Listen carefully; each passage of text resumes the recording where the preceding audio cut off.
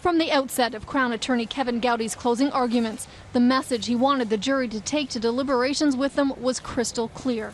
Accused Michael Rafferty was not an innocent dupe, as he's been repeatedly called, said Gowdy. Michael Rafferty and Terry Lynn McClintock were in this together, argued the Crown. Together they did this to Tori Stafford. Together they are guilty.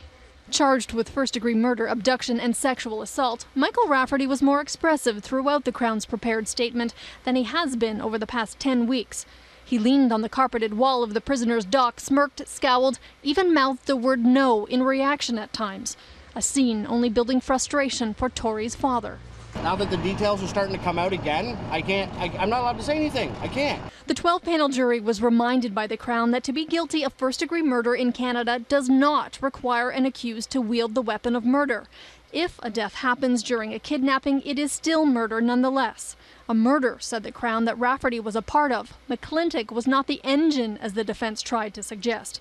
He was the driver, he had the keys, repeated Gowdy. And in a literal sense, an undisputed fact in the case, the car used to transport Tori from Woodstock to Guelph to Mount Forest was driven by Rafferty. Detailed evidence showed both he and McClintock had ample opportunity to go for help.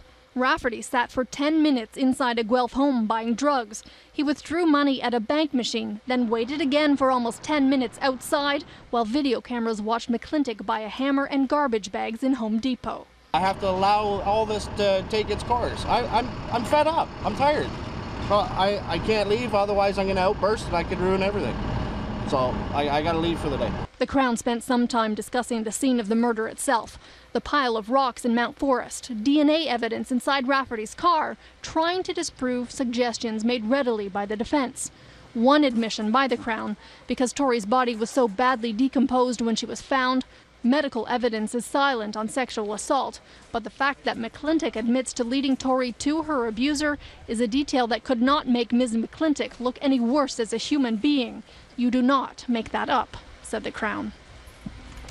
Now, the Crown left off today by going over inch after inch of DNA evidence found in the car of the accused Michael Rafferty. They admitted that it's not always possible to find out how that DNA got there, but it should be evidence enough, they said, that it was there at all. Arguments continue here tomorrow.